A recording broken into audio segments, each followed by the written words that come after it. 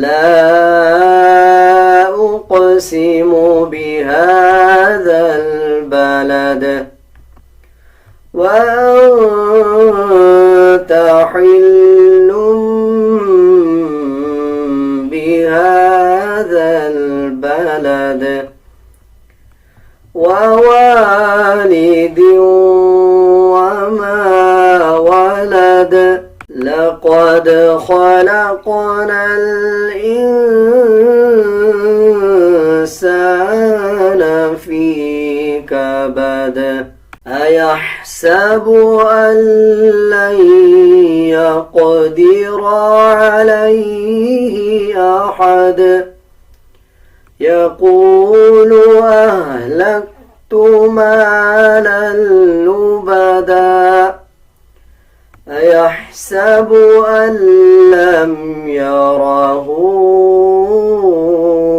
أحد ألم نجعل له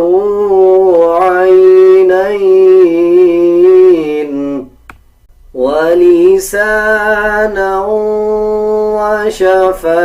وشفتين وهديناه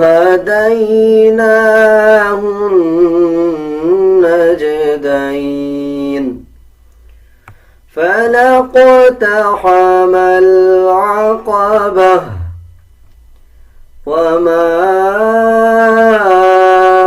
أدراك ما العقبة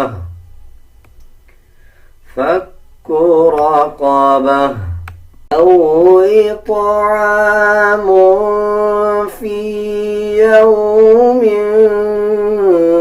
ذي مسغبة يتيما ذا مقربة أو مسكينا ذا متربة ثم كان من الذين آمنوا وتواصوا بالصبر وتواصوا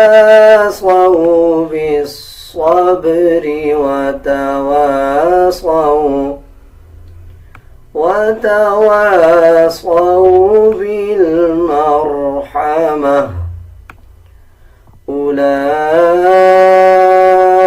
أولئك أصحاب الميمنة والذين كفروا بآياتنا هم أصحاب المشأمة عليهم नार मुसादा। उम्मीद है आपको सूरतुल बलद अच्छी तरह समझ आ गई होगी। अगर आपको कुछ समझ नहीं आया या आप कुछ पूछना चाहते हैं तो आप कमेंट सेक्शन में पूछ सकते हैं। अगर आपको मेरा ये तरीक़ा समझाने का अच्छा लगा या अच्छा नहीं लगा, आप अपनी कोई राय देना चाहते हैं तो आप कमेंट सेक्शन में ज़रूर बताएं। आज के लिए इतना ही, मिलते हैं एक नए सबक के साथ। अल्लाह हाफिज़।